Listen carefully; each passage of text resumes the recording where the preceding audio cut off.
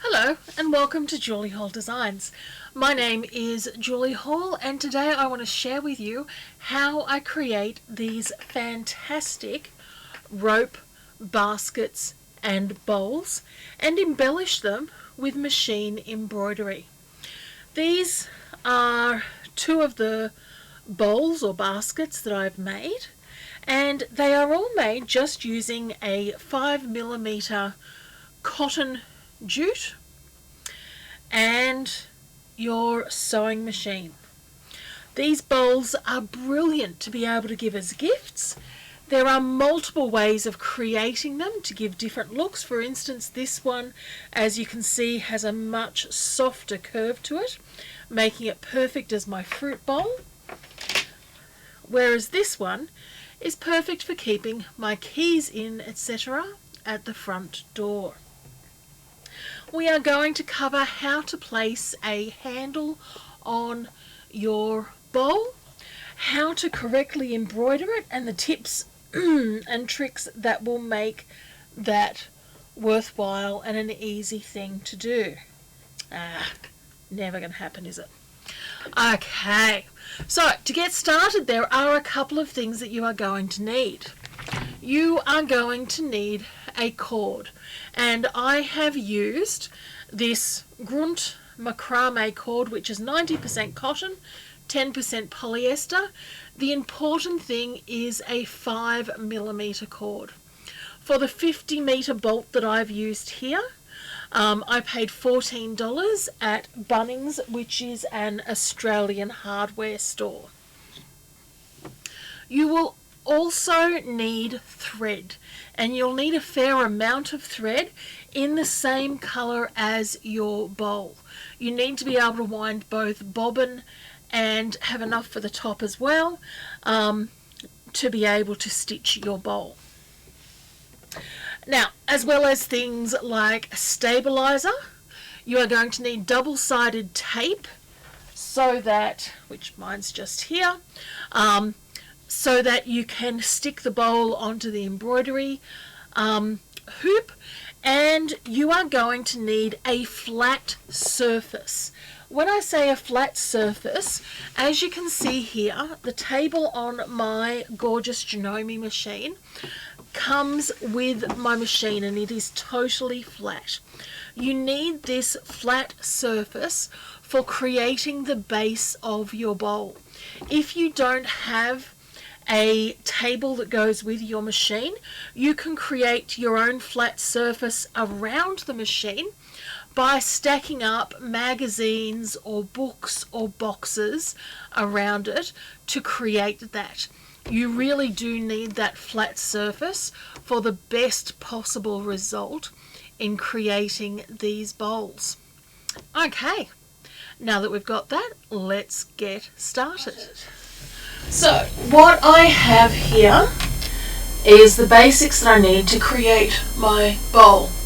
You'll see that I have a 5mm cord, and this one I bought in a 50-meter roll. Initially I only bought a 25-meter roll just to test if it worked, because you know, we never quite know. But now I've gone the 50-meter roll because I am enjoying it. You will also need cotton thread, and you will need a fair amount of it. I am using a Gutermann cotton thread that I just scored from my mum's stash.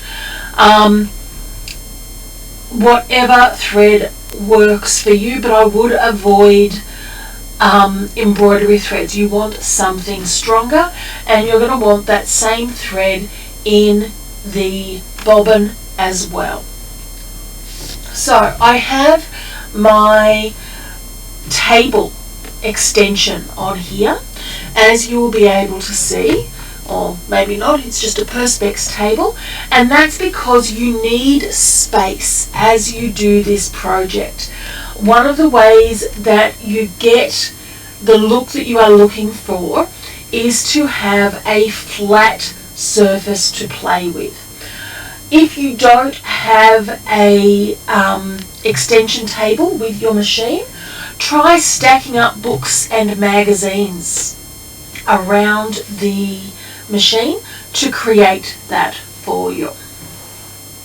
Now, to begin, thankfully, this is a new spool of rope and it's come with an attachment of a tiny little bit of tape at the end.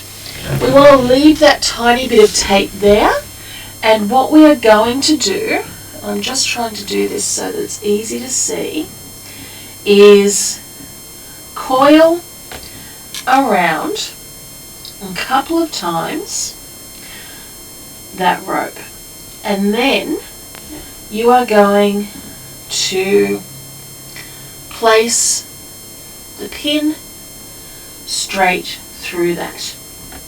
Now, to begin with, I am going to start with a straight stitch, and that's because we just need to secure this little round, so I'm going to start with a straight stitch, and that's because I need to secure the round.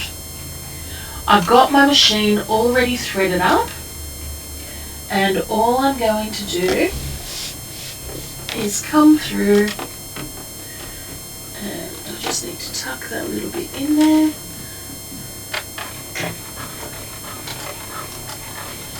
And stitch a straight stitch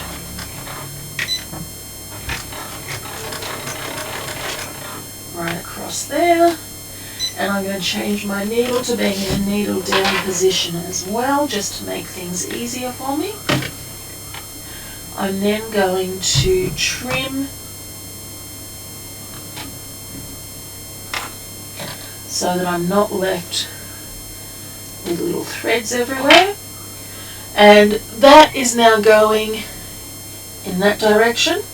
I want to do the same thing in the opposite direction as well, and all that's going to do is secure our project as we begin.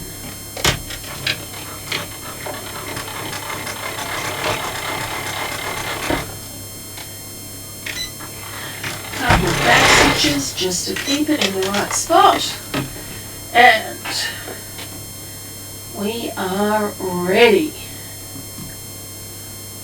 Now, at no point do you want to pull your rope.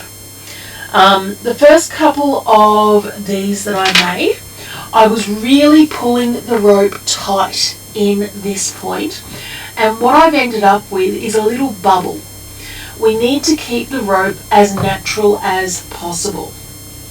You want, and my rope is sitting on the floor in front of me, and you want that rope to be coming out from the right hand side.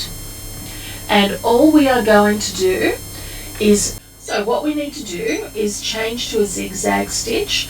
You want to be on approximately a 5mm stitch with about a 4 to 4.5 width. And it's really a case of seeing what works best for you. Now, the first couple of times we go around, it is very labour intensive.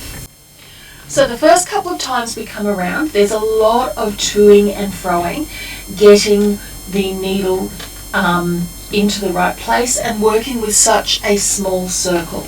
Once we've done the first couple of rows, it all becomes a lot simpler. So let's get started.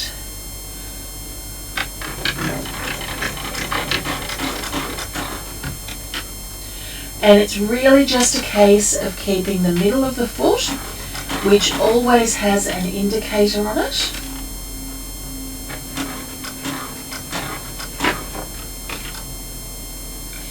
in between those two pieces of rope.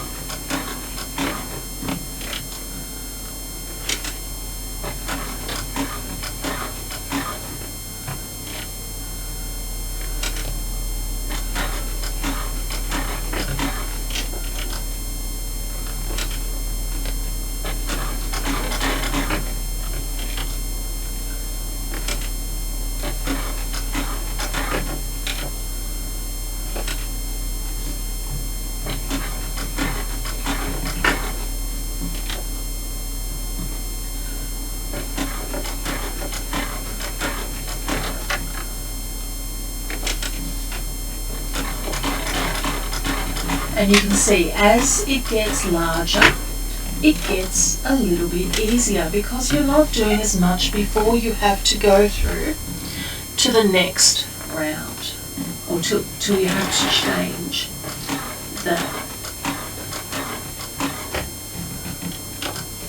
Now, because I dragged that a little, I can already feel that middle bit popping up there. So make sure you don't, or you avoid doing that wherever possible.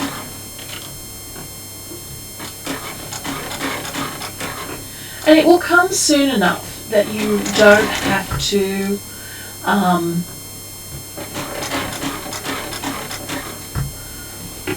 that it is just a simple, sorry, I'm losing my presser foot as I go because I haven't put my presser foot grip on it.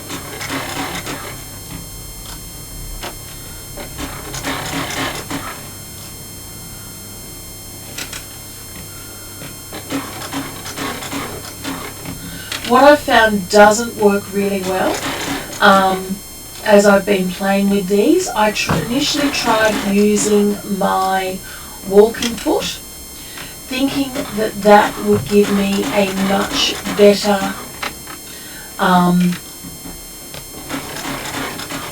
stronger go around. It really didn't.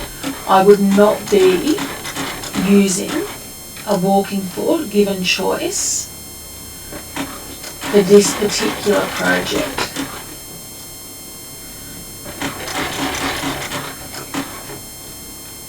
The other thing that I find really fascinating is the older machines are actually a little bit better for this, simply because they are they don't have the same massive needle bed as some of the other machines.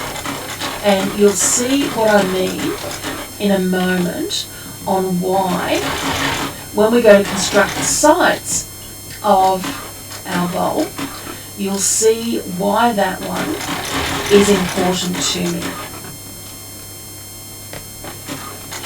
And what I'm looking for here is about an 8, well, and it totally depends on what size basket or bowl you're looking to make.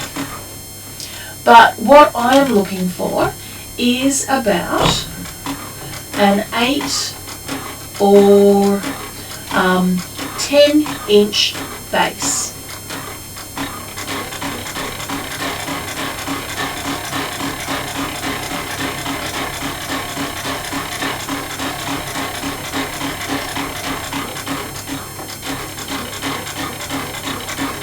And you can see how now that we're started, that is just really starting to come through.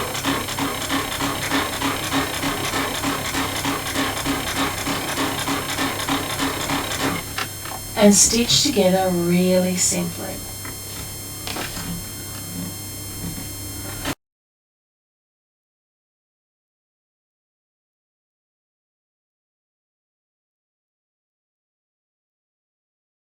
Now, there are lots of different size ropes that you can use, and obviously if I had used a wider rope, there would be less actual stitching involved in this.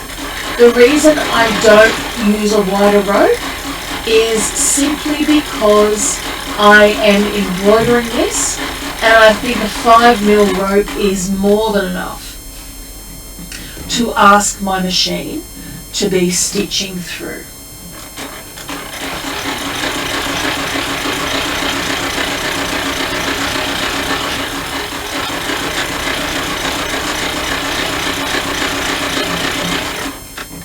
If you do go off base, as I've done just there, all you're going to do is bring your needle up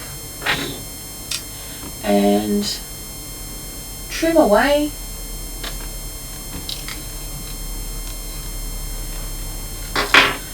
And then I want you to go back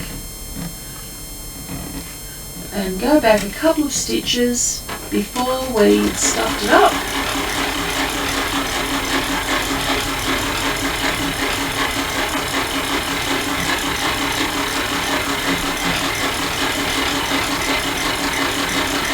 now we'll continue on until we've got an 8 or 10 inch circle.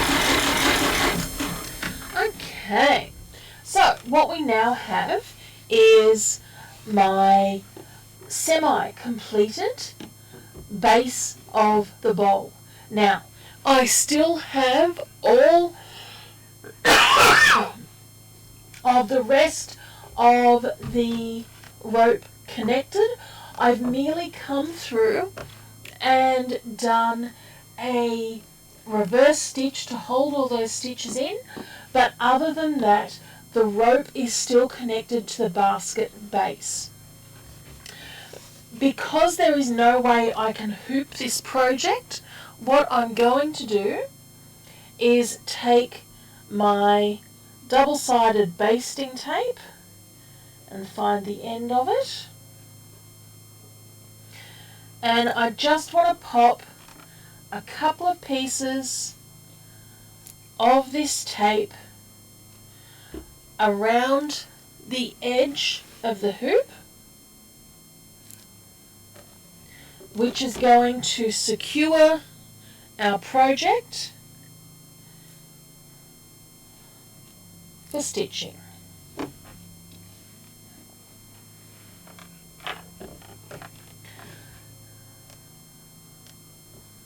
So just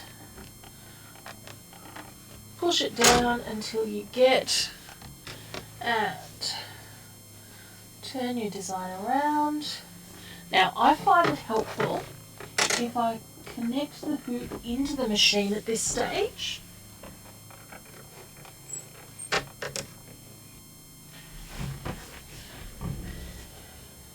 Simply because the middle of my hoop is always where that is sitting, and I can then come through and make sure that the center of that design is on the center of that hoop. Now, the design that we're using is a fairly open weave design,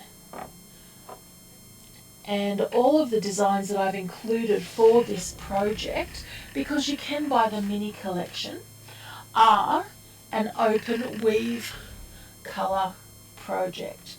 So we are going to use a beautiful green, and actually instead of yellow I think I'm going to go that really pretty orange there. I need a mauve, and I need a blue. I'm just trying to decide what sort of a blue I'm going to go.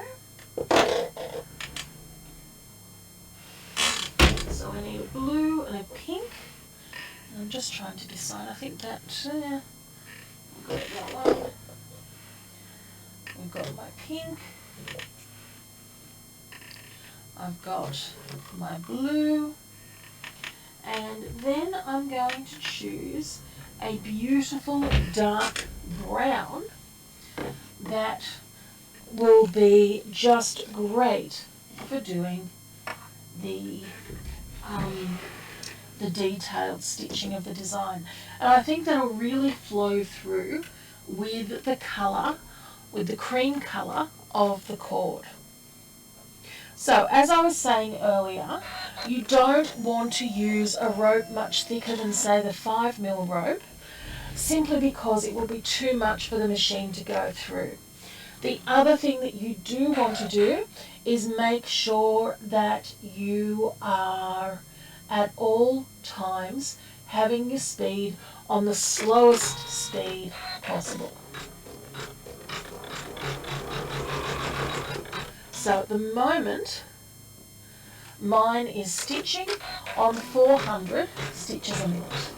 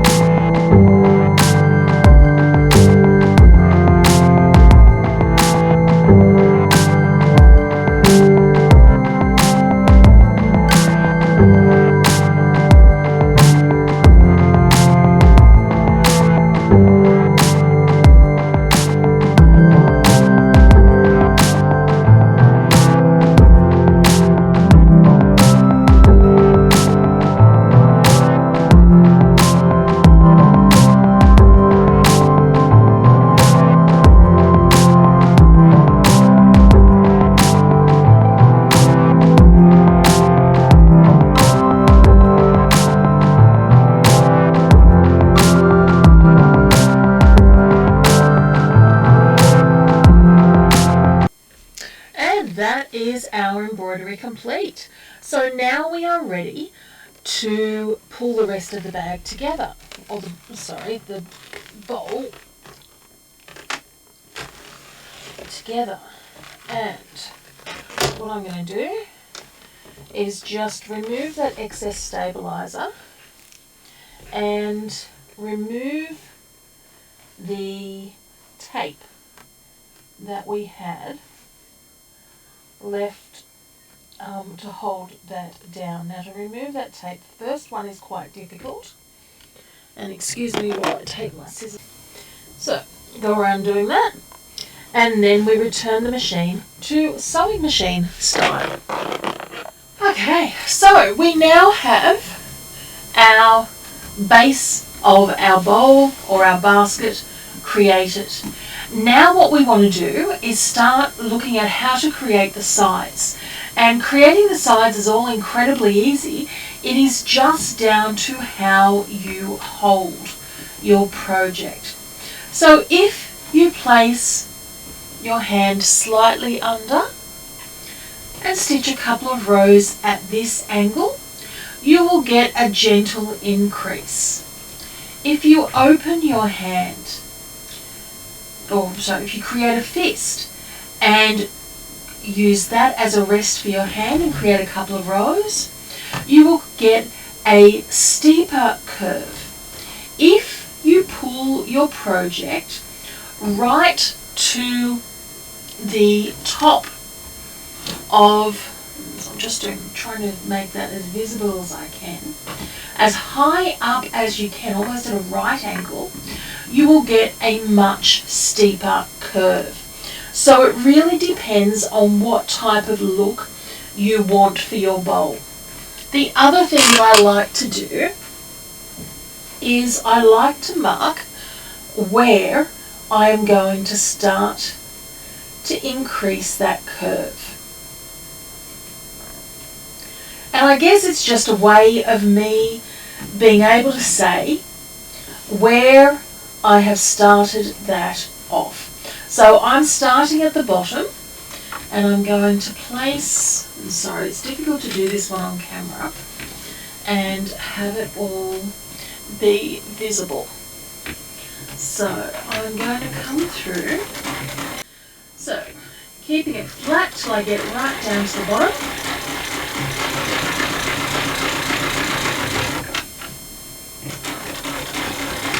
Just got a bit of a curve there that I'm trying to get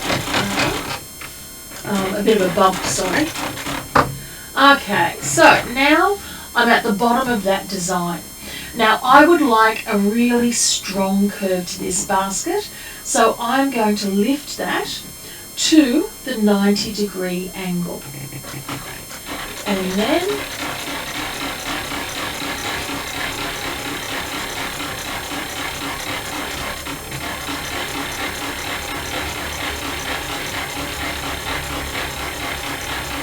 I start my stitching.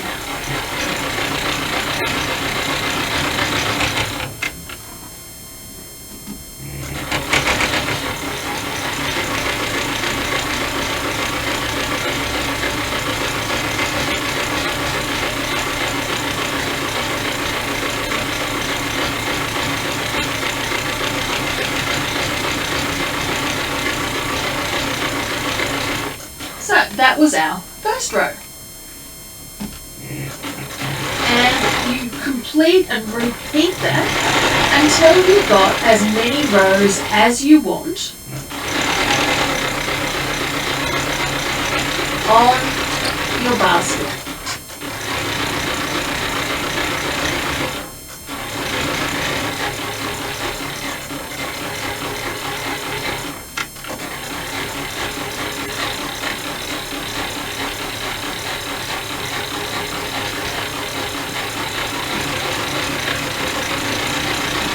And this can become a really soothing thing to do. It just gives you a zen-like appeal.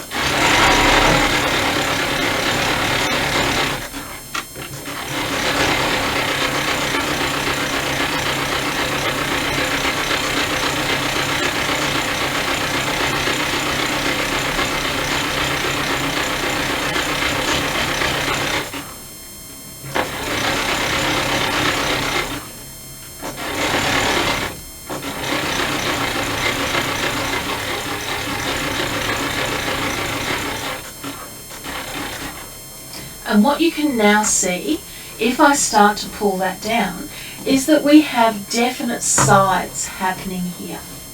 So I'm going to continue on, and I probably want this basket, I'm going to make this one a little bit larger. So let's see how many rows I can get before I'm thinking I'm done.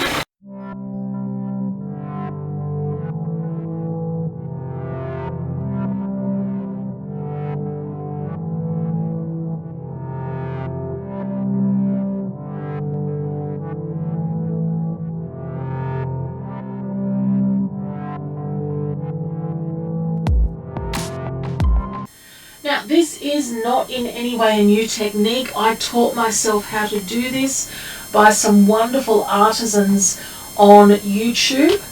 What I have done is I have used my machine embroidery to take it then to the next level that I wanted it to go. So please do not think that I am trying to make myself out to be in any way an inventor of this technique. The only thing I am looking to do is find new and unique ways of using my embroidery machine. And cool craft ideas, of course.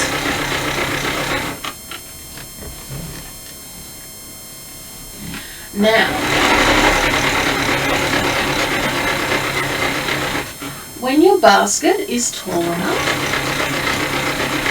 we are going to come through and start thinking about some handles. So, compulsive as I am, I don't want to do that till I get down here to the bottom. Just because I want to be even.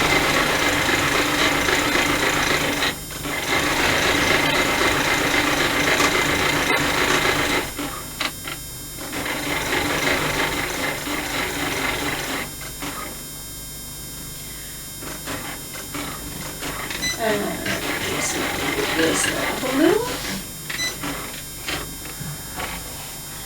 Okay. And I'll trim those threads away. So I would like, and oh my god, that is looking so beautiful. I would like to place some handles on my basket. And I'm going to weave the handles in with the jute, or create them out of the same jute. We do that by basically skipping stitches. So what I want to do is, if that is our bottom, then our top would be over here. Oops, always forget that I should do things on camera. Our top would be over here, and each of our sides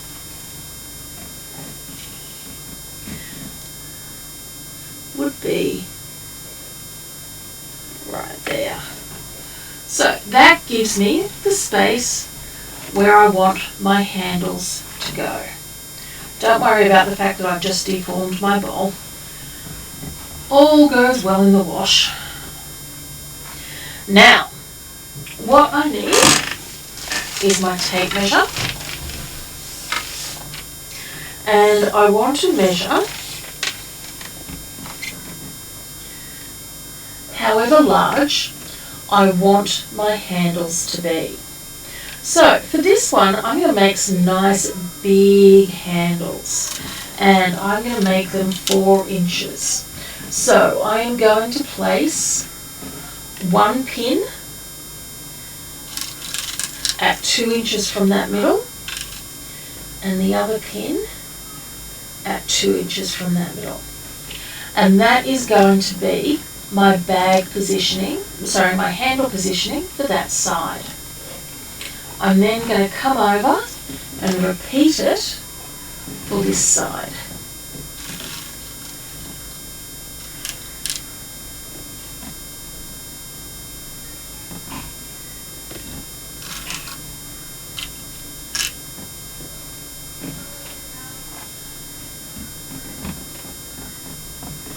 So this is where my handles are going to go. The only other thing that we need when we create our handles, and I'll show you exactly what's going to happen. We are going to come through and stitch normally to right here, and then we are going to backtrack, stop the machine, and we are going to give it an extra bit of slack. And when I say an extra bit of slack, normally we would pull that around there, and we know that that's 4 inches. So we look at what happens when we give it a 5-inch slack. So just that extra inch or 2 is enough to create our handle. So let's come back and get stitching. So we stitch right up to that first needle. Oh, sorry, to that first pin.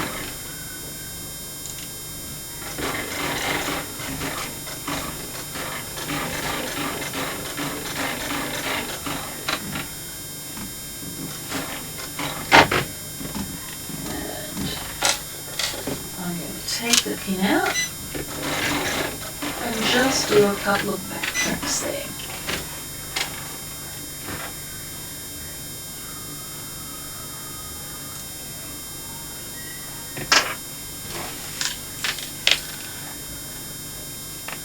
I'm now going to measure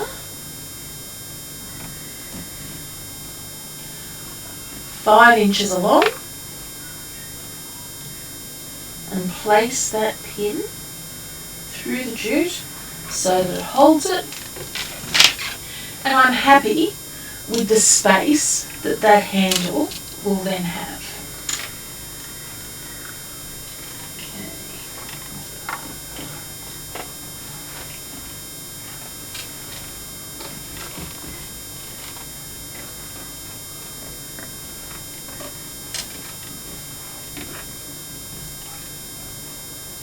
Steady stick for that.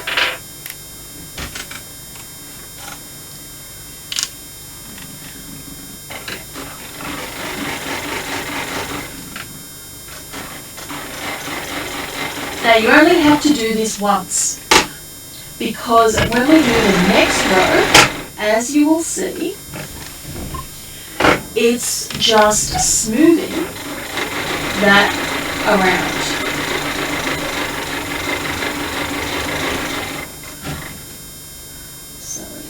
Up here.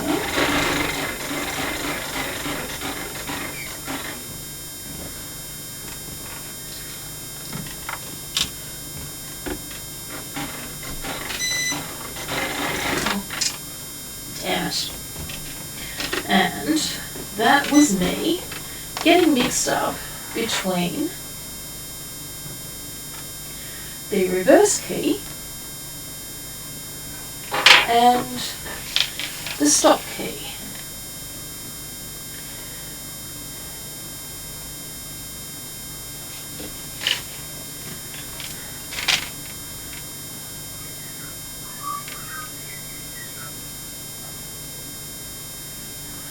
Now once again, take that extra inch .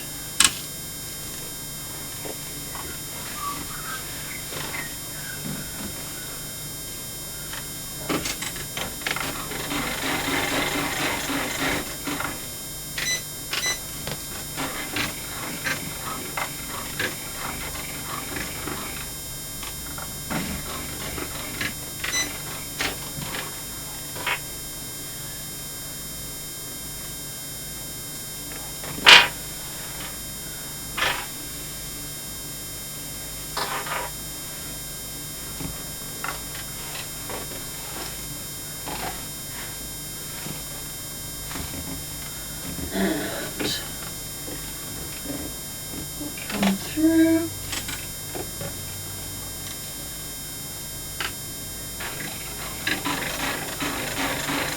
Make sure those two sides are all butted. And we continue our stitching.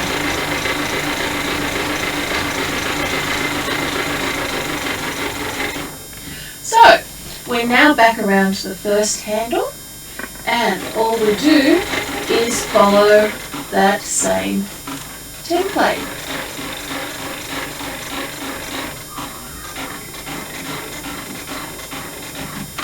So we are stitching together those two handle pieces, which then flow seamlessly into the bag.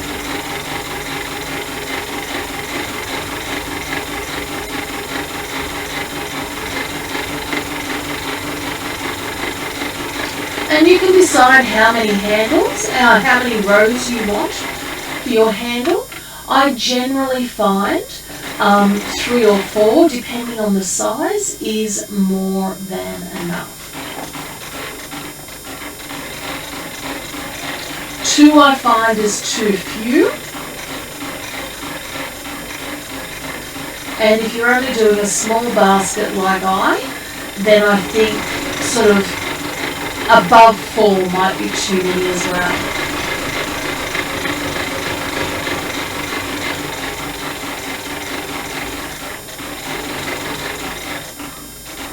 Naturally, you can make your baskets, your handles larger or smaller, so it is whatever suits you.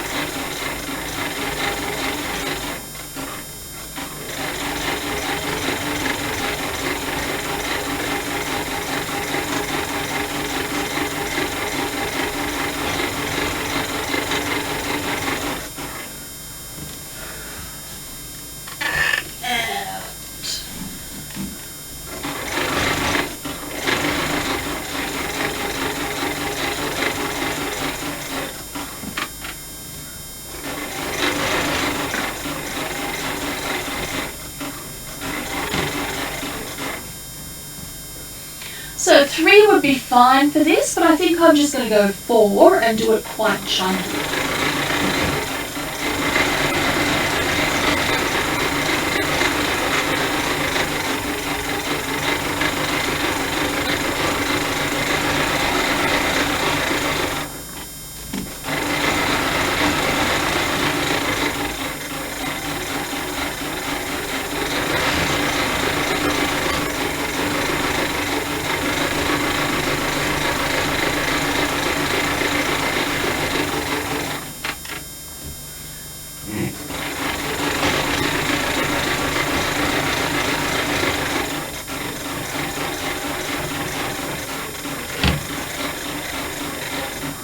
Now, after we've done our handles, we have to start thinking about finishing our bag off.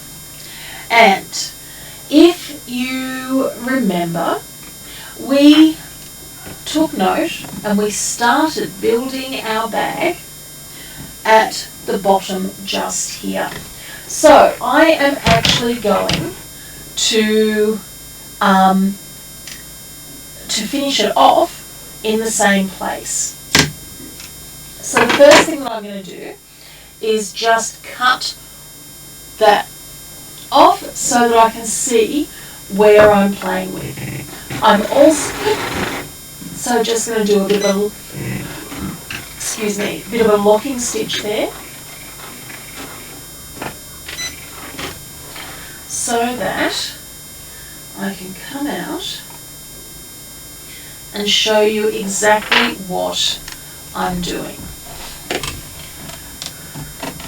So this is my basket. I am so happy with how that is turning out.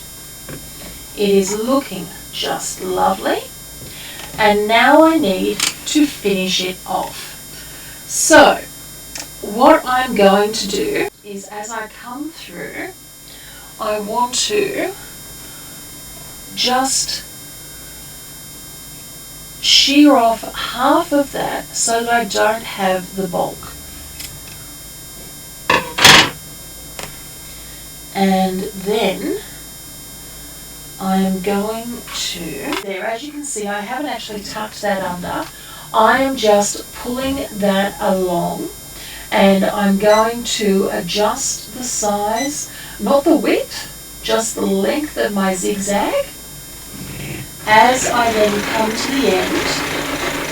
And that is going to encase those frayed edges into that bowl, and just moving slowly with either a stabby stick or a purple fan.